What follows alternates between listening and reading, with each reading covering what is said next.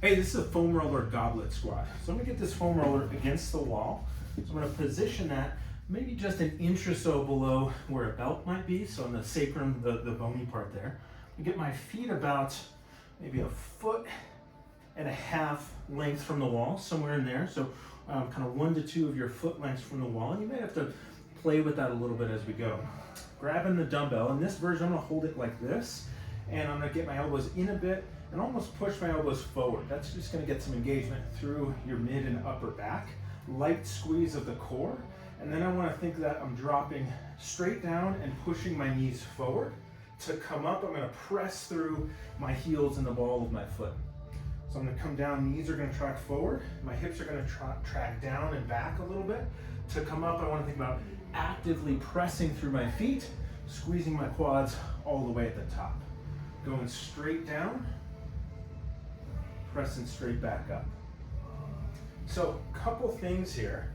What we're trying to do with this foam roller is get a little support for more of a vertical motion. So we'll use this various times when it's challenging to squat in a different way because maybe we have a big torso lean forward or something is painful. So the roller here helps to facilitate a torso position that's almost straight up and down, gets the hips moving really nicely, not too much load on the lower back. This arm position allows for some expansion through the mid and upper back, which might be something that we're looking for as well.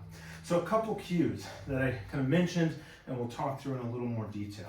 So I'm gonna start with this roller somewhere around my low back. You can play with that too, so wherever feels most natural for you to start. I want a light brace of the core, so I'm not arched like this, but I'm also not crunched. So my rib cage is down a little bit, so it's parallel with my pelvis, but I'm not overarched and I'm not over crunched. And a light brace of the core, just so as the roller comes onto my low back, it feels comfortable and it's not pushing my low back into a different position.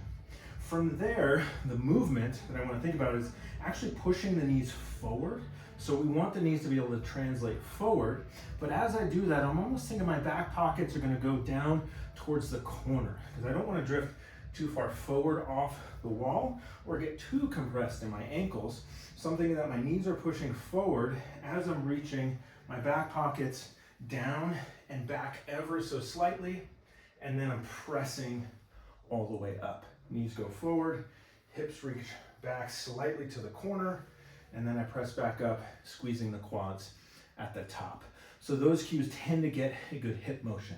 As far as how low, I want you to go as low as you feel like you can control and as low as you can without any pain or pressure in the front of the hip.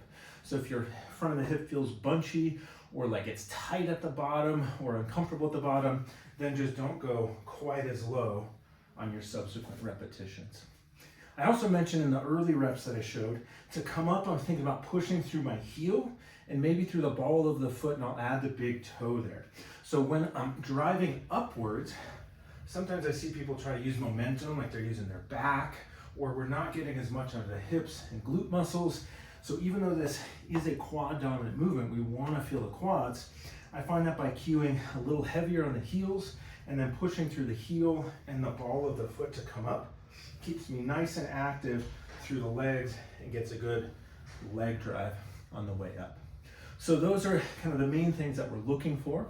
1 or 2 compensations. We don't see this too often because it feels awkward to do, but we just figure I'd mention it, is I don't want to feel like I'm reaching my hips back to the wall. So I don't want to go down and bump the wall here. I'm imagining that I'm like on an elevator, straight up and down, not kind of tipping forward. And then you may have to play with your foot position. If you're too close, you're gonna feel like you kind of get stuck at your knees and ankles.